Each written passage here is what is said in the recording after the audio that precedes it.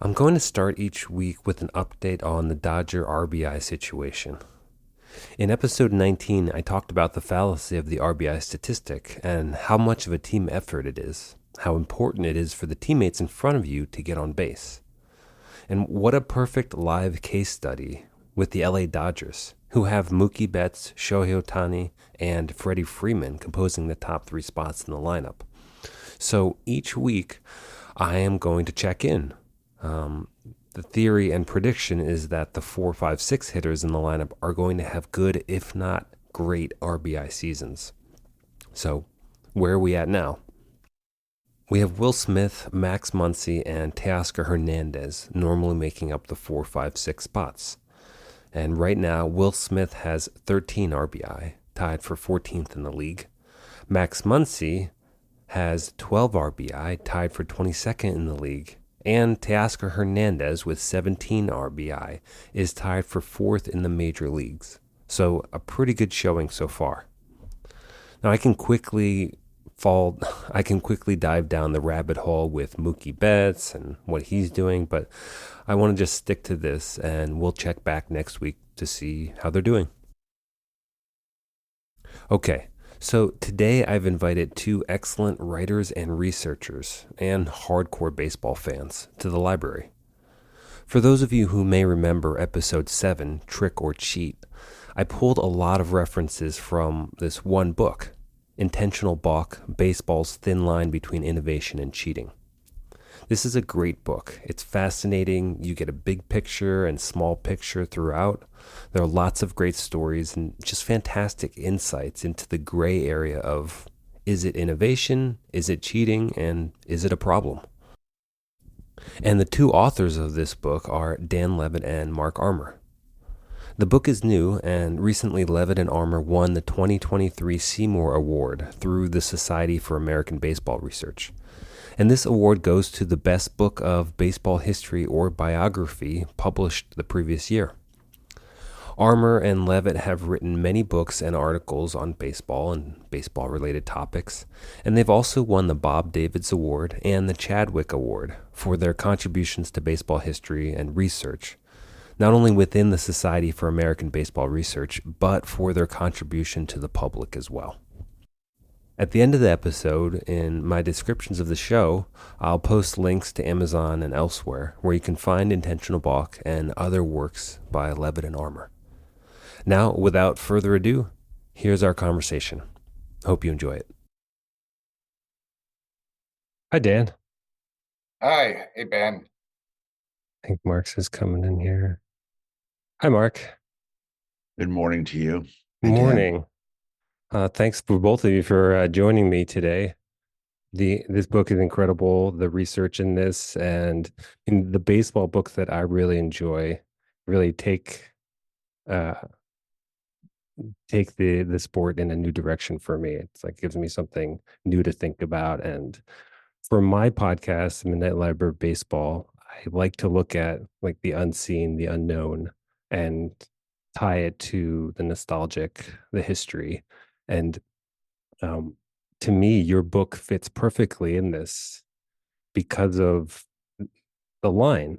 I mean, it's to me, it's not just baseball, but it's this area where you are, whenever something is pushed to that extreme point, whether it's pushed to maybe offensive or maybe inappropriate, like that's also the area where there's a lot of bonding. And I feel like that's happening in your book in this question. Is it innovation? Is it cheating? Because in that area, we can really open that up and look at it under a microscope. And that's where a lot of the intimacy is in baseball, a lot of the really interesting stories and the history. So I really enjoyed that aspect. And um, like just to get started, can you talk about, and you have various doctrines in the book, and can you talk about one of the underlying doctrines, the Hornsby doctrine, and what that is? Go ahead, Dan. Sure. Well, I think that the idea of the Hornsby document goes back to the if you aren't cheating, you aren't trying. I mean, specifically, we call the document is that the doctrine is that baseball players and others within the game will and should find ways to bend and break the rules. It is the job of the authorities to stop them. Rogers Hornsby, as you know, was one of the great second basemen of all time, and then was a manager and part of the game for a long time. I think what's important to understand about Hornsby is that he was thinking mostly in terms of we would today consider gamesmanship, in terms of how to get away with stuff on the field, how to deceive the umpire. So if you're a first baseman, maybe you pull your foot off a split second too early to get the call. Maybe if you're trying to turn the double play at second, you take your foot off the bag, or your foot doesn't quite hit the bag, or you pull it off again a split second early, or your pitch framing. I think that's mainly the kind of stuff he was talking about. I mean, I don't think he was talking about, using binoculars to steal signs, although he may have been. But I think that what's interesting about Hornsby is he gets into that gamesmanship versus cheating conversation. Mm-hmm. Well, when you're talking about Hornsby specifically, but then bringing it into baseball and the baseball culture, so did it change? Like, you're specifically talking about Hornsby, but everyone else and how they viewed cheating on the field. And, there's this question, and of course you bring this up in the book about performance enhancing drugs and how that comes together with this idea of, well, we're going to push it as far as we can unless somebody catches us. And, also this question of inside the game versus people's perception outside, because you talk a lot about this in the book with a lot of different perspectives. And I'm curious about your opinions on whether that does fit into this frame and the culture of baseball, what people perceive as cheating, as long as they can get away with it. Yeah, I think the notion of what individual people, which includes readers, think about cheating is one of the more interesting parts of this whole process for me, because I think both during the time I was working on the book with Dan, and then after it came out, and obviously we had a lot of conversations about the book, I don't know that I ever really heard a consensus from different people about how they felt about different things. I mean, I would talk to 10 people and I would get 10 different, answers about whether they were comfortable with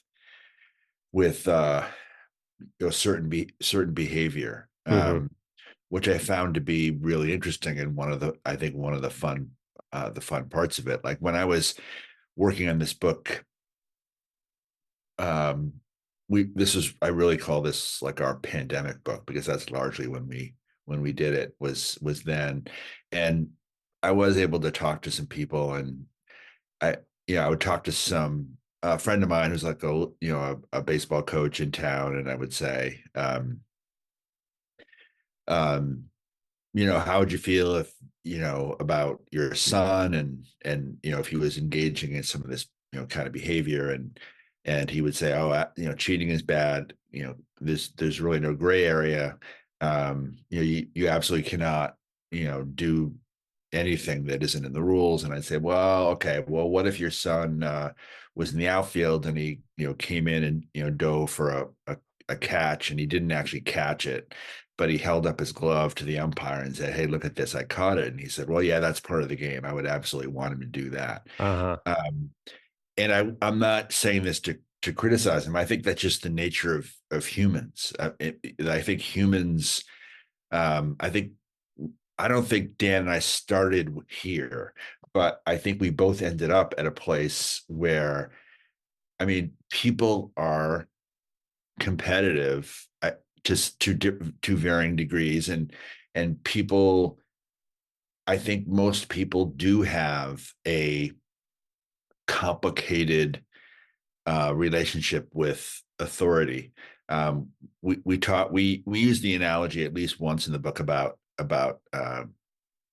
driving, that if you drive, there are posted speed limits, and everybody, oh, I shouldn't say everybody, most people kind of wink at the speed limits. And there's some sense of like, well, if it's, the traffic is, if the speed says 50 miles an hour and I go 55, that should be okay, right? Everybody knows that 55 is okay and 90 is bad. So everyone kind of polices themselves, um, and I think that if you get into competitive athletics, you're talking about people that have been selected out for their competitiveness, right? So Hmm. you have the most competitive people that you knew as a kid. Um, those people are the people that are, playing on the college team, and the most competitive of those people keep going. And by the time you get to the top, you're talking about people that are just incredibly competitive, whether that's even with themselves, or with their opponents, or whatnot. And I think there is this notion that what Dan was alluding to before about the role of the umpire. I think that people at that level think of the umpire not as somebody who makes sure the rules are being followed, but really someone who is there to be um, fooled. Hmm. Like, if I can get away with something, if the ump doesn't see it, then I was safe. There's this notion of the honor code that people, I know that military branches use, and there are some colleges that use, that you self-report, right? That if you see something that you've done wrong, you raise your hand and say, I did this wrong. I stepped out of bounds. Ref, you hand Yeah. him the ball and say, I'm out of bounds, even though you didn't see it. I'm going to call this out for myself. And I don't think it takes very, very long in your life as a kid where you stop doing that. Like, that is not something that you do. So anyway, that's kind of a long answer, but I think baseball players are not cheaters. I think that humans push the line, and these are the most competitive of us. I would just add, I mean, one of the things that was interesting, and there's a great quote from George Bamberger, who was a Brewers and Mets coach for a long time, and talks sort of about how professional players often view cheating, like you were talking about earlier, as a cost benefit analysis versus a moral question. And let me just read you part of this quote because I think it's fascinating. It says, "We do not play baseball. We play professional baseball. Amateurs play games. We are paid to win games. There are rules and there are consequences if you break them. If you are a pro, then you often don't decide whether to cheat based on whether it's right or wrong. You base it on whether or not you can get away with it and what the penalty might be. A guy who cheats at a friendly game of cards is a cheater. A pro who throws a spitball to support his family is a competitor." And I think that, I mean, this is not, I don't know that this is pervasive. I think there's certainly people that view, and people within the game that view that look at that as a moral question, and that throwing a spitball is wrong. And we've certainly come across people who felt that way. But I think that, going back to Mark's point about when you're this competitive and you look at it as your livelihood and as your part of your self-esteem, it's a cost benefit analysis more than it's a moral question. Well, I think what both of you said, like this other aspect of the code in baseball, right? Of this insular aspect of the game comes in here because when both you were talking, and Mark, when you're talking, I thought of, you know, it's interesting that this whole conversation involves everyone, but if it just involved the players, which in a lot of cases it does because it stays within the family, then it has a different look to it. But people outside the game who can't even fathom the level of competitiveness that's in here are still weighing in as part of this conversation. So I think that's interesting when everybody has a say, but it's happening because of how these professionals with their competitive natures perceive it, which is so different from so many people outside who may say, I can't believe you're doing that. Like that's ridiculous. Yeah, I know that this I think this plays out with the issue of steroids, which became, one of baseball's biggest scandals. It kind of broke in the early 2000s. It was kind of winked at in the 90s, and it began to be revealed with, people failing tests, or, you know, lawsuits, and um, congressional hearings and whatnot. And I think that if you have a lot of conversations about this with people, which Dan and I certainly have, I think even today, Um, there is I will run across people who I think are more understanding of um, the person that's sort of hanging on, right? They're not, it's not like it's not, they're not a star. They're trying to make the majors. They're trying to have a 5-year career instead of a 1-year career, Hmm. and they get nabbed. They're a utility infielder, and you think like, nah, I can see what he went through. Like this was a struggle for him. But then if someone, like Barry Bonds or somebody like that gets nabbed, I think it's more of an outrage because and this is part of what Dan was talking about with the cost benefit analysis. Sort of like I think people put themselves in Barry Bonds' shoes, which is of course impossible. But let's say that you do. You think like you had so much more to lose than that other guy, right? Hmm. You already were great. So we already put ourselves in these athletes' shoes and sort of do the cost benefit analysis ourselves Yeah. and think like Bonds, you screwed up. Whereas this guy, maybe you screwed up too, but I understand it. I understand that you're trying to the idea of like trying to feed my family is a little bit more real for the people that are at AAA than it is for Barry Bonds, who had no trouble feeding his family even before.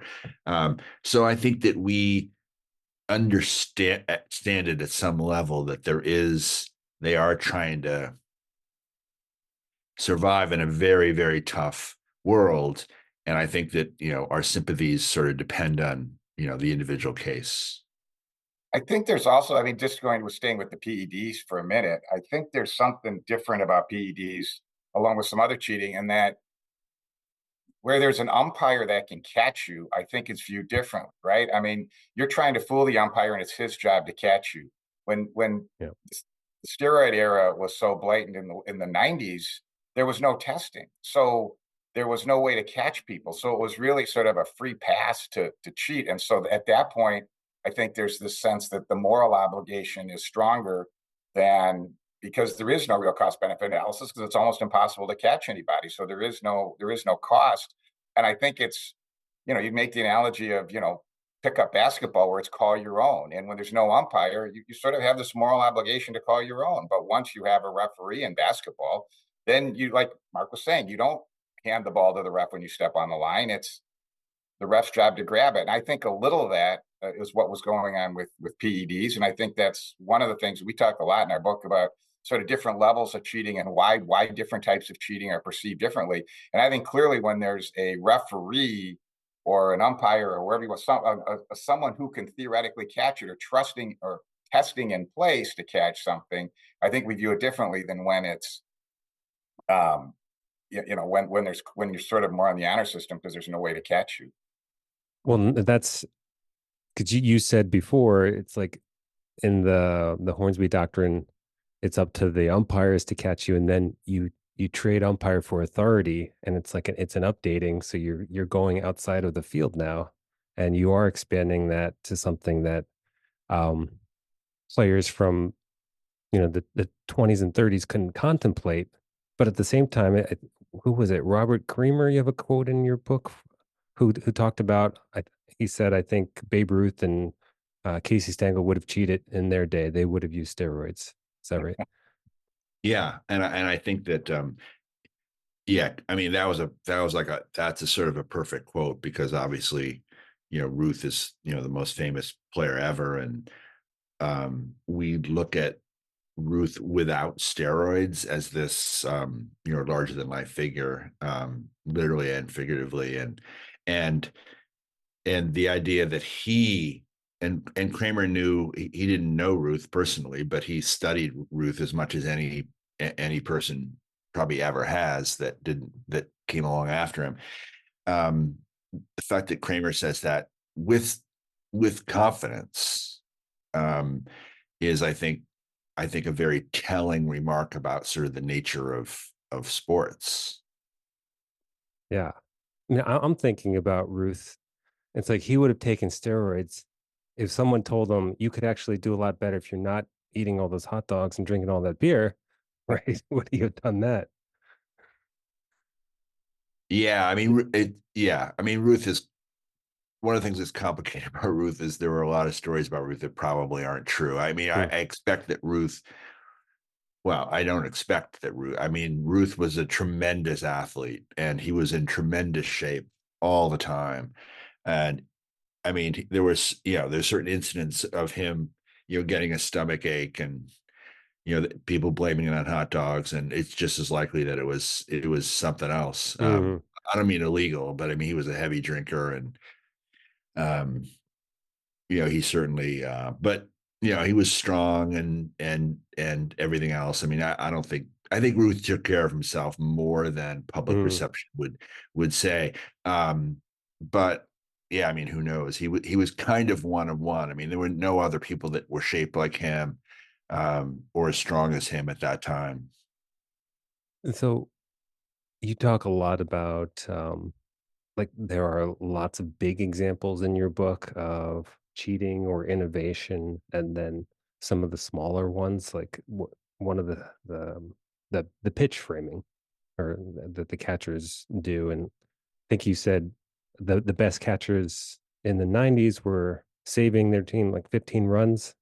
They were helping them win games by just moving their glove after the pitch came in, moving it from a ball to a strike so that the umpire would be fooled and all the fans too.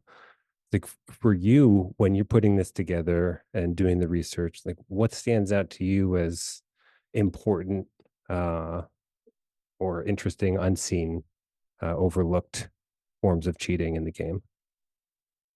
Well, I wouldn't say it's overlooked, but one of the things that I've always been surprised about is how the players are always, uh, if they do something wrong, there's this incredible outrage, and yet we have, general managers and people off the field often doing things, and they're punished for it, but you don't necessarily see the same outrage, right? I mean, John Capalella, the GM of the Braves, was banned for life. Now he was reinstated last year for his illegal signings of international players, particularly from the Dominican Republic. There's a cap on how much money you can spend on young international players, and he was doing a number of subterfuges to get around that.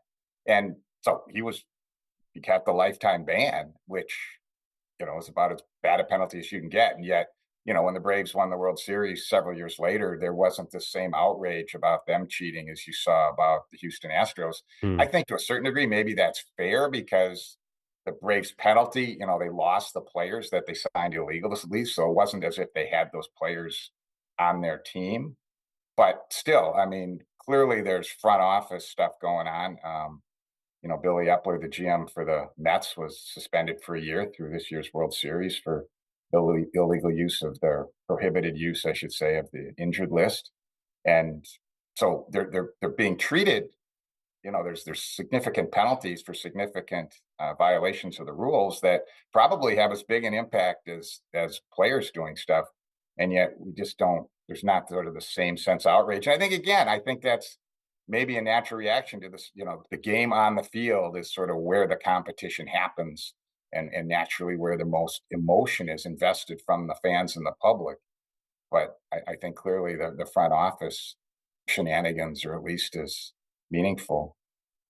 Yeah, I mean, a good example of that, or probably the best example of that, is Branch Rickey, and Rickey is probably, well, I mean, he's one of the more revered figures in baseball history, and we don't deny that, and he deserves that. He did a lot of incredible things. Some of them, to help his team, but also he did sign Jackie Robinson, which is maybe baseball's best ever act. But Ricky was caught, multiple times with cheating in terms of the rules of how you can um, sign and control the careers of young players. There were rules. He knowingly broke those rules, and he didn't really pay a price for that. I mean, his team paid a price in the sense that the commissioner said, "Okay, these 70 players are now free." mm, Uh, and he just, he had plenty of players, so he managed to survive, but it hasn't really affected his reputation any. And I think that we collectively, historians, fans, whatever, I think, yeah, I mean, I think there's a notion that the players on the field are the heroes, that we want to be better than us, to be, um, upstanding, people. And I think that the people, wearing the suits in the front office, well, they're, I don't know, we probably have a distrust of authority anyway. So it's like, if John Capalella gets suspended, it's like, yeah, your team was probably doing it too, and everybody kind of moves on. But and plus, I would say that most baseball fans didn't know who John Capabella was prior to him being suspended. But yeah. Well, I mean, in terms of the front office stuff or, behind the scenes, you also brought up in the Cardinals, Correa, who was I was trying to find updated information on him, who got like a 4-year sentence for stealing intellectual property from the Astros. And I don't do you know, did he serve that full sentence? You know what happened to him? I'm not 100% Chris sure. I Correa. think he got Yeah. out a little bit before the full. I think he was sentenced for 46 months, and I'm not 100% sure, but I think he did not serve the full 46. I think he got out a little bit early. But just as an aside, so he was in the Cardinals front office, and when Jeff Luhnow became GM, went from St. Louis to Houston, he felt that he hacked into the Houston database that Houston had put together, and viewed and stole their intellectual property. And he was actually caught by the FBI. Houston realized someone eventually had broken in when some of the stuff was released publicly, and when some of the data was released, and the FBI looked into it and treated it as a computer hacking crime, and he was found guilty and sentenced to 48 months, 40, I think it was 46 months in jail. And is that, in your knowledge, like the largest crime outside of baseball connected to baseball that has occurred in terms of sentencing, fines? I can't think of anything even Yeah, remotely no, I that can't has to either. do with baseball. I mean, people that maybe commit violent crimes that have nothing to do with baseball, certainly, but this was, this, I mean, fits, you know, perfectly into our theme. And this is just a guy in baseball that would do anything he, possibly could to take the next step, whether in his career to help his team or whatever, which is what which is what the Cardinals want him to do, basically, except for the stealing part. Yeah. His job was to draft the best players, and he probably thought the Astros knew what the hell they were doing and had smart people, and he said, I wonder what they think. So he that was an easy case for baseball because baseball didn't even discipline him, and that was completely handled by the federal government. And I don't think we're going to hear much more about him because he's not going to really be able to work in baseball. I mean, nobody's going to, you know, I mean, there are too many people that could do what he did to put up with that, put up with the fact that he's a convicted felon. Yeah. And I mean, you go back to the cost benefit analysis, right? I mean, you don't think you're not going to see people hacking into other people's computer systems again because that penalty is going to discourage anybody, right? If the FBI hadn't been on it and it had gotten sort of the slap on the wrist and said, "Don't do it again," I think you probably see more of it.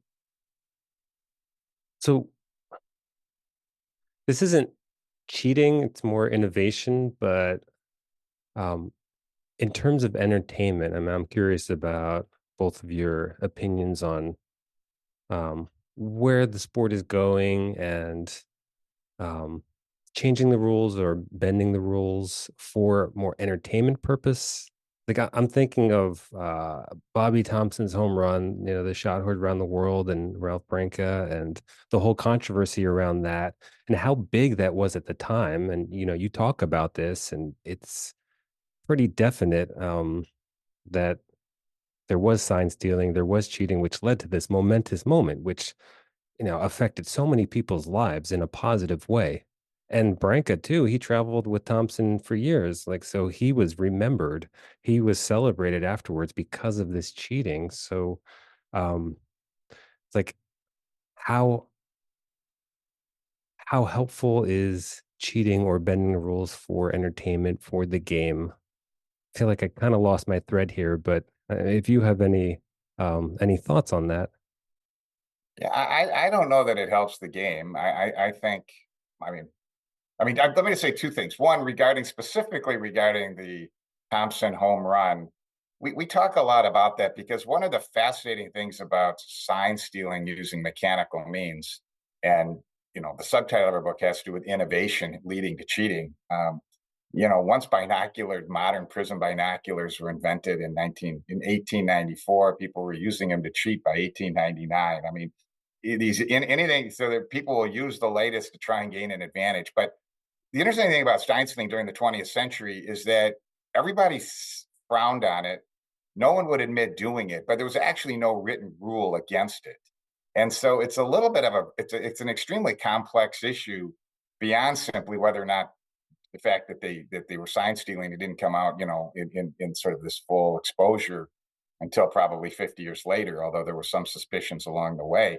So I think that, that's that it's it's hard to it's an interesting topic on that because again it was frowned upon, and it was frowned upon and against what we call this consensual ethic being sort of how people within the game viewed what was right and wrong, because no one would ever admit that they did it. But again, there was no rule against it, and people often talked about that. The other thing is, I don't think. I mean, my take is that cheating's not good. I think the gamesmanship with the umpire, I think is a little bit of a gray area. It's like the offensive lineman holding in football, right? I mean, Hmm. you do it until you're caught. But I think beyond that, I mean, the whole point of athletics is you define these rules so you have a competition and you're looking at sort of human limits and the human spirit and the whole thing, and that's why we have these rules. And once people are violating the rules, you're essentially playing two different games, and that sort of takes away from the whole idea of the sport itself. So that's sort of my take on it. Yeah, I mean, I would say as an historian, and a fan of baseball, since I was a little kid, um, I it doesn't take me too long when things like this happen that it just makes me feel sort of uncomfortable about the game. I mean, not that I'm not going to become a fan or anything, but the biggest problem with me in about the steroids thing, I mean, setting aside the humanity of it because I don't know these people, is that I just got sick of talking about it. Hmm. I would rather talk about baseball. I mean, I would rather talk about and to me, I mean, I actually think to myself like Barry Bonds, for whatever he did for Barry Bonds and whatever he did for the Giants and whatever he did, for the pitchers that he was facing against, I can tell you what he did to me, which is that he took this amazing relationship that I had with this tremendous baseball player that I love to watch play. I mean, I'm not a fan of the Giants or anything, but he was just like a golf person thinks about Tiger Woods. I mean, he was just like this perfect specimen of player. And he robbed me of that, right? He Hmm. robbed me of being able to tell stories about Barry Bonds to my kids and to my grandkids. I mean, Barry Bonds was like Joe DiMaggio Yeah. for our generation because of how good he was, and I can't talk about him anymore without this big asterisk over the story. And to me, I mean, I don't want to be overly dramatic here, but if I could go back in history, I would just say, if you don't do that, my life is going to be better because this is a great sport and it's really fun to watch. It's fun to talk about. It's fun to write about. It's fun to read about. And I don't really want to talk about this or read about it. We got a good book out of it. So don't get me wrong. But I think that, I mean, I don't think this is possible. I mean, one of the themes of our book is that this is inevitable. I mean, the book, the way baseball players perform, I believe, is inevitable. Ultimately, I mean, because this is just, this is just a cross section of people, very competitive people, et cetera. But no, I don't think steroids was good for baseball. I don't think sign stealing is good for baseball, mostly because, again, not to ramble on, the Astros were a tremendous baseball team. I mean, they really were, and I believe they were the Astros of that era were one of the best teams we've ever seen, and I don't think they'll ever be perceived that way. Um, we don't know. I mean, Mm-hmm. and we say this Mm-hmm. very honestly in the book. We don't know how much sign stealing helped the Astros. There's a lot of dispute about that. Um, but what I know is that if we're talking about, and this is the kind of thing baseball nerds like Dan and I talk about, is like, who are the best teams you've seen? I know that if I bring up the 2017 Astros as a contender, I'm going to be shouted down. I Mm-hmm. know that. And that is, I wish that wasn't true, And I'm not Yeah. saying that because I want people to agree with me. I'm saying that the Astros robbed me of that. And I wish that hadn't happened.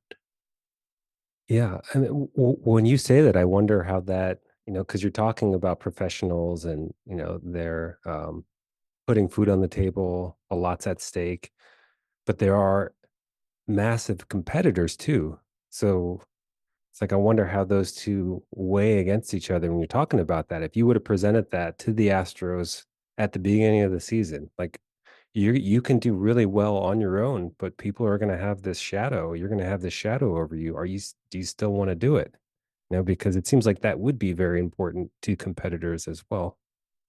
Well, I think part of it goes back to, just not to harp on the cost benefit analysis, but I think where we get into the most trouble is when where the clearly, or not clearly, but where there's this perception that the benefit far outweighs the costs Yeah. and or the penalties. And I think you've seen that in sign stealing throughout the 20th century. I think until the penalties came down on the Astros, I don't think they sensed that that was going to be what was going to happen to them. Yeah. Um, I don't think they thought they were going to get caught. I think part of it is the cost is both the likelihood of getting caught and the penalties if you do. So, I think part of that was with the sticky stuff on the baseball, right? I mean, I think people for years, is sort of a wink and a nod. And if the worst comes to the worst, maybe you get a 10-day suspension.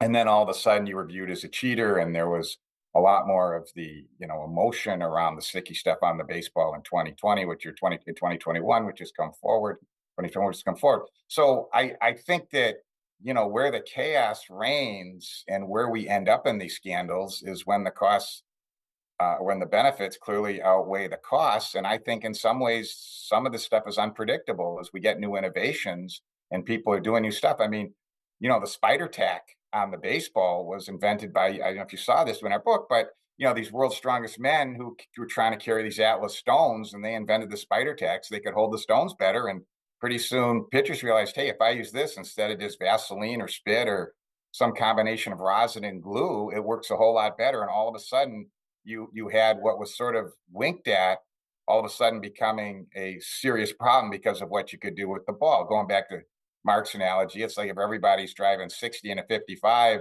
and all of a sudden there's a way to go 80, but your car couldn't do that before, you're going to have a problem. And so again, I think where you have this imbalance between the costs and the penalties and the likelihood of getting caught is where you run into this. And I think you probably had some of that with the Astros in 2017.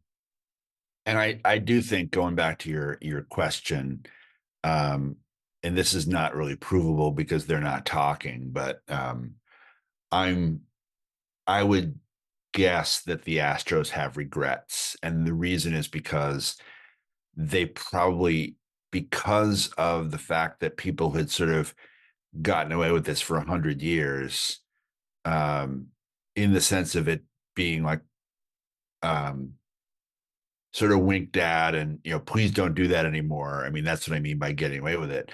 I think the Astros probably, I mean, public shaming that they've gotten that their predecessors did not get. And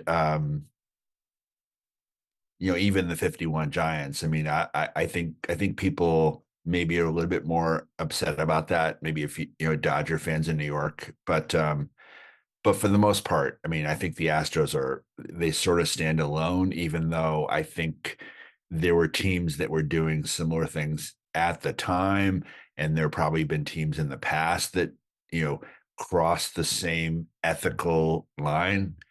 The Astros were probably really good at it because the Astros were good at everything. I mean, off the field. I mean, they had the front offices was filled with geniuses. So, um, and the same thing with Barry Bonds. I think that the level of, I mean, in a way, Bonds got away with it, right? He didn't. I mean, he got huge salaries. He was never suspended. Mm-hmm. I'm operating under the assumption, by the way, that Barry Bonds did take steroids. Mm-hmm. But and again, I apologize to the listeners for that because I don't, I guess, technically know that, but I think he did.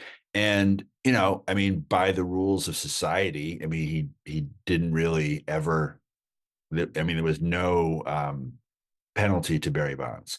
The penalty to Barry Bonds is the way he's judged by history, and Mm-hmm. baseball is fairly, I think, could be pretty heavy-handed about that compared to other walks of life. I mean, we have I mean, the Hall of Fame is kind of everything for people. I mean, like with Pete Rose, whose crimes are outside our, the scope of our book. I mean, he's basically spent the last 40 years trying to get history to judge him differently, which is what the Hall of Fame really is all about. And I think when the sign stealing thing happened with the Astros, I think it didn't take too long before there was stories about like, well, I wonder if Carlos Beltran, won't get in the Hall of Fame now, or Jose Altuve, because the public perception of how you're valued. That's what the Hall of Fame really is for these people a pretty big penalty. Yeah. And I don't know that they really saw that coming when they were doing their own cost benefit analysis. That Barry Bonds, I mean, I think Barry Bonds is an incredibly bright person. Really, very, very smart baseball player. And when he was doing this, I don't know, I don't think he could have foreseen the fact that this was going to be decades of not being thought of as a real player by so many people. Yeah. It's not just like, gee, I wish you hadn't done that. Like Gaylord Perry spitball. It's like this defines who he is forever. And fair or not, that's what happened. And I don't think that's going to be undone. So, and then your book is fairly recent, but is there anything that you've come across in your research, anything that you've noticed developing currently related to anything that you've talked about in the book? Any upcoming issues where where this whole conversation is heading with innovation and cheating? Well, let me make a couple comments. One is that the two sort of things that have come out since the book, and maybe there's others that Mark has too. Is one was the Billy Epler suspension for improper use of the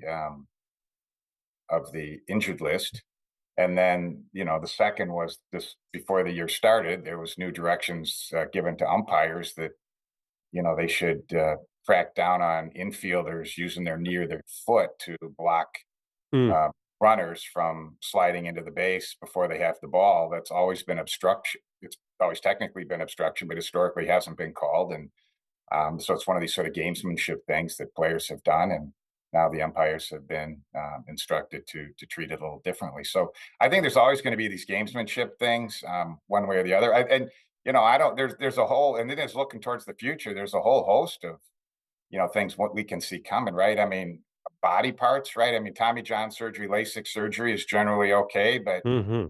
Mark and I are old enough to remember the $6 million man and Lee Majors back in the 1970s, right? Where you had the bionic man where you had these parts. I mean, Yeah. what if you could start putting in body parts that are better than the original? I mean, how, where do you get that? And then, designer drugs, I mean, that's part of, I think, why PEDs, I think we sort of one of the things about the PED scandal as well is that it wasn't just that, people were, sticking needles in their butt. There was this sophisticated regimen of drugs at different times to sort of be a whole lot better and avoid the tests. And, through the use of artificial intelligence and other ways, is there going to be other ways to devise new designer drugs that are going to avoid the tests?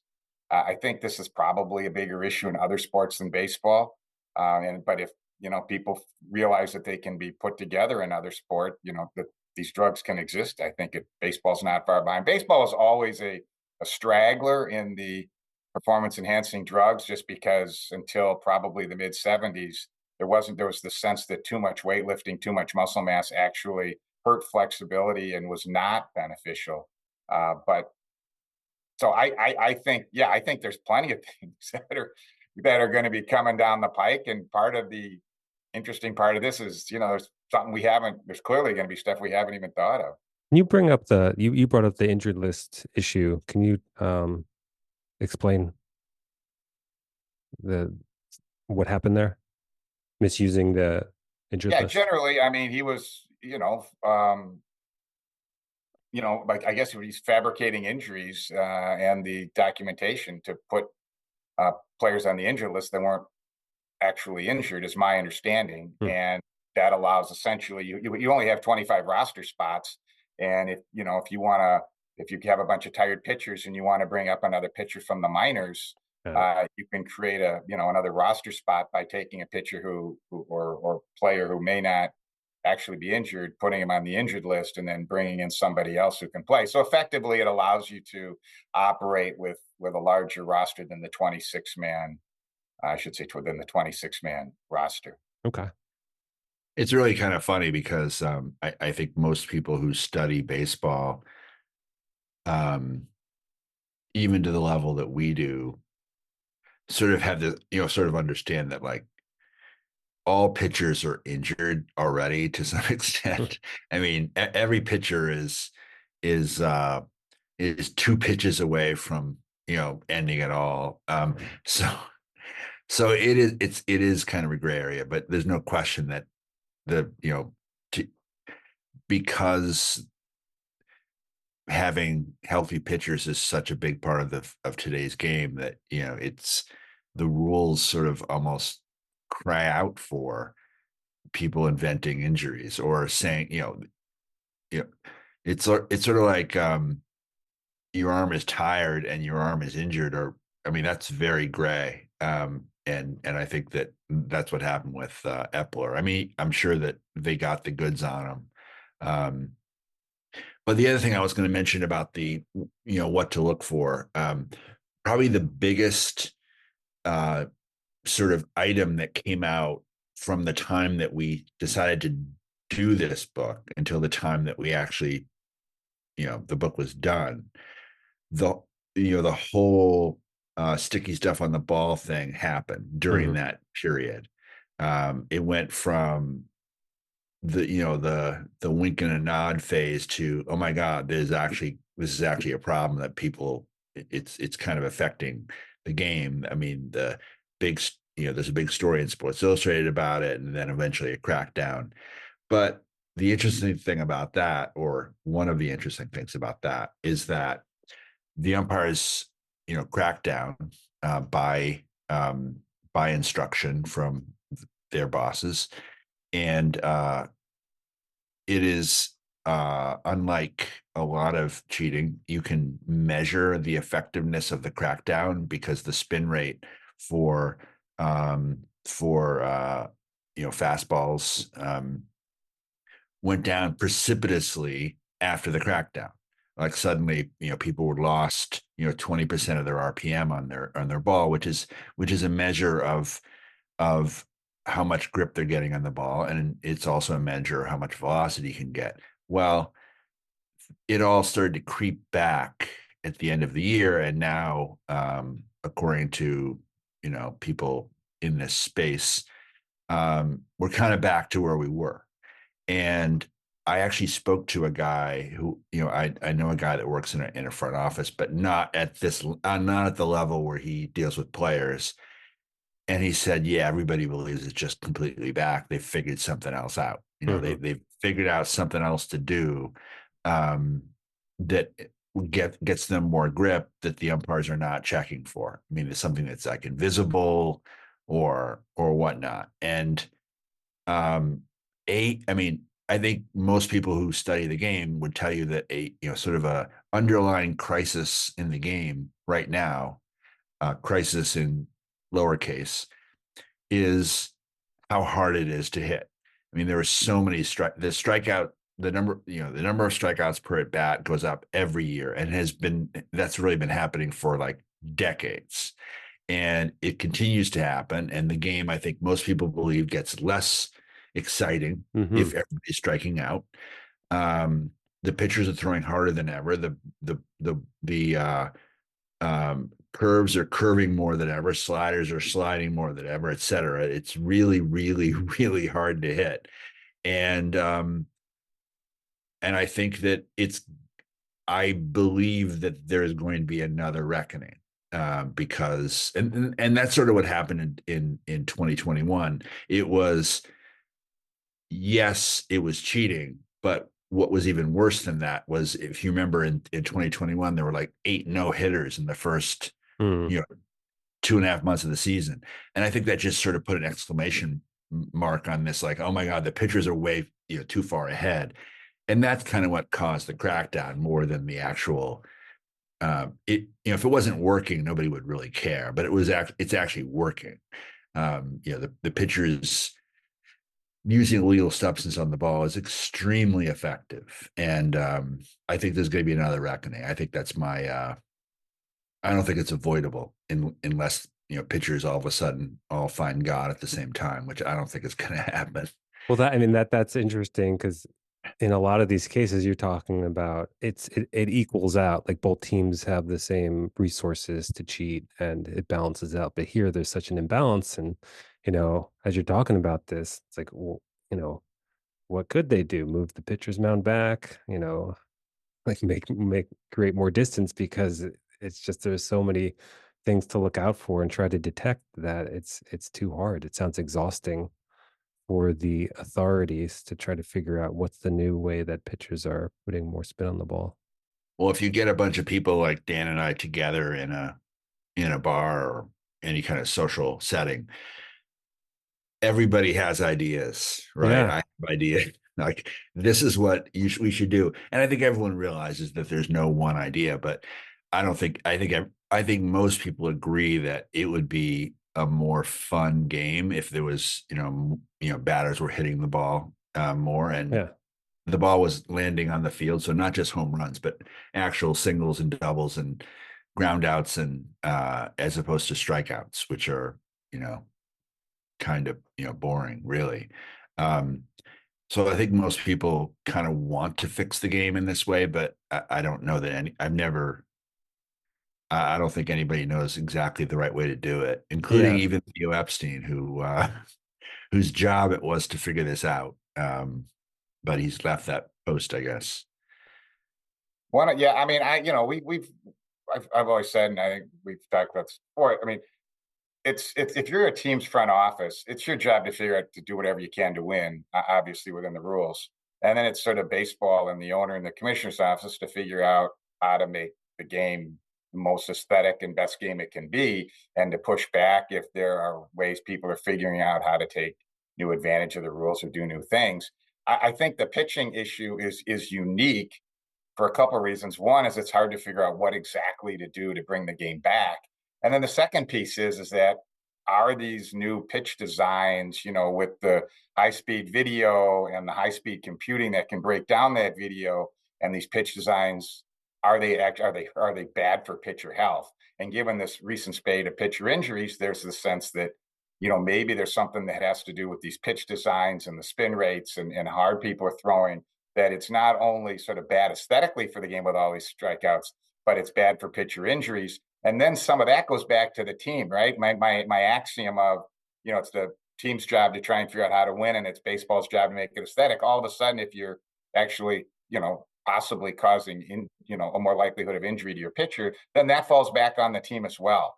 So I think this is just a very complex issue of, is this causing injury, and if so, how? And then the aesthetic issue of, how do we make the game not have so many strikeouts?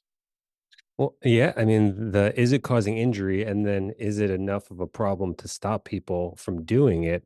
Because, that could lead to a big contract, but you're out of the game in 3 years because of the injury. So, the interesting debate.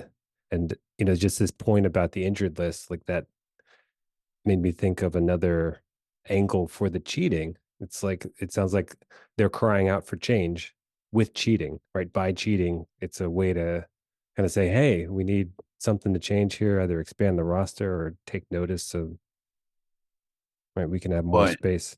in ball four, Jim Bouton, you made the comment that if a pitcher could take a pill that would guarantee them a 20-win season, but it would take 5 years off their life or something. I forget what his math was, but like everybody would take it, Mhm. right?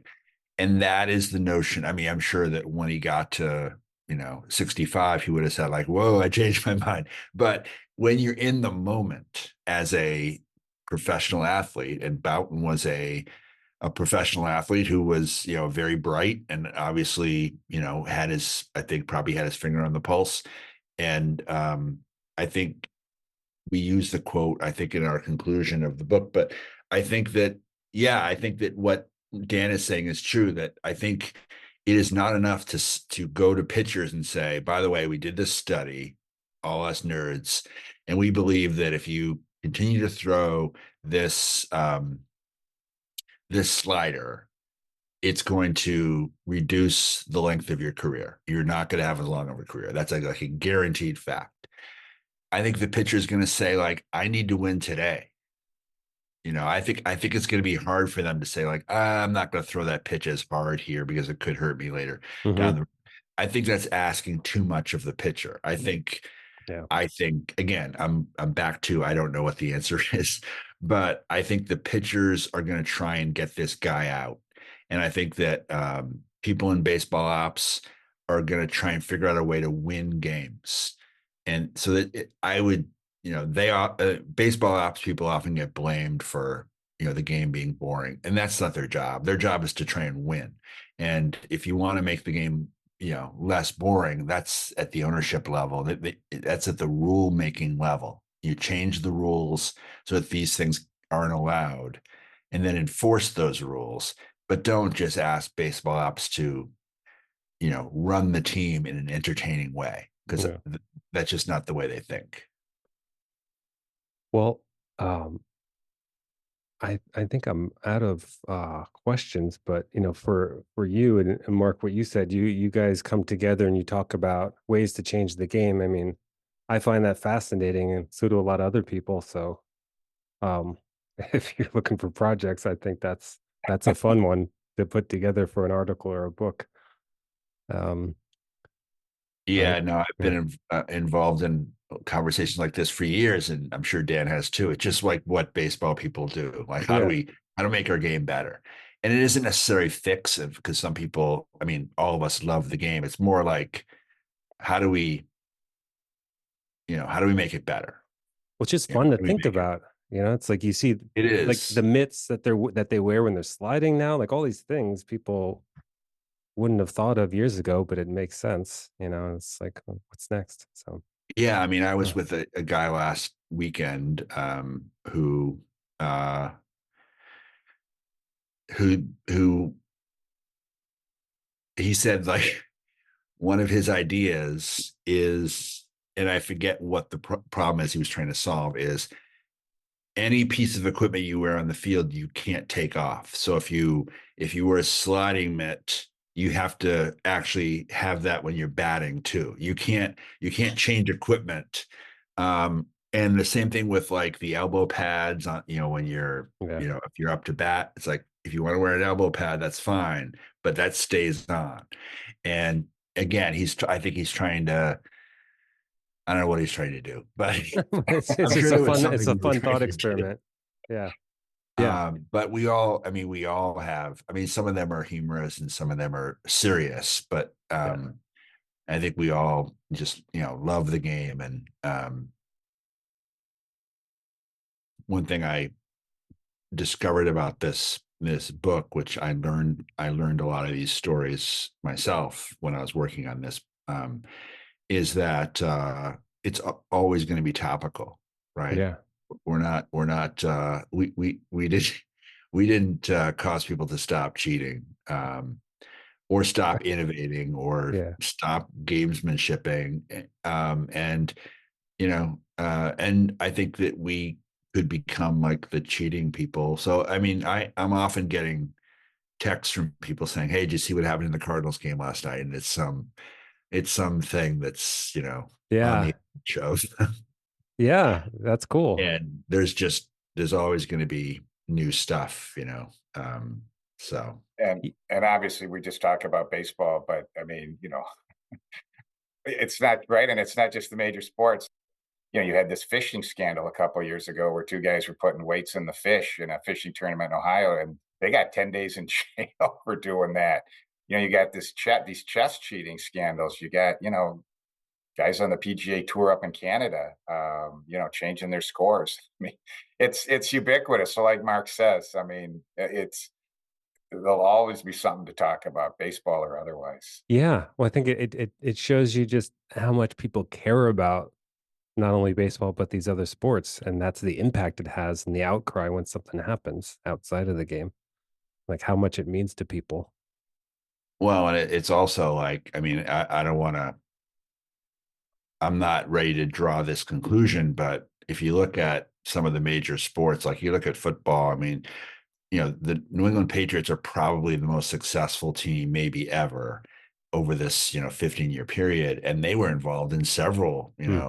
of and it just, the, the notion that the very smartest people, the people who are the very best at their job, are therefore the most competitive and are therefore the most likely to get to a line and have to make a decision.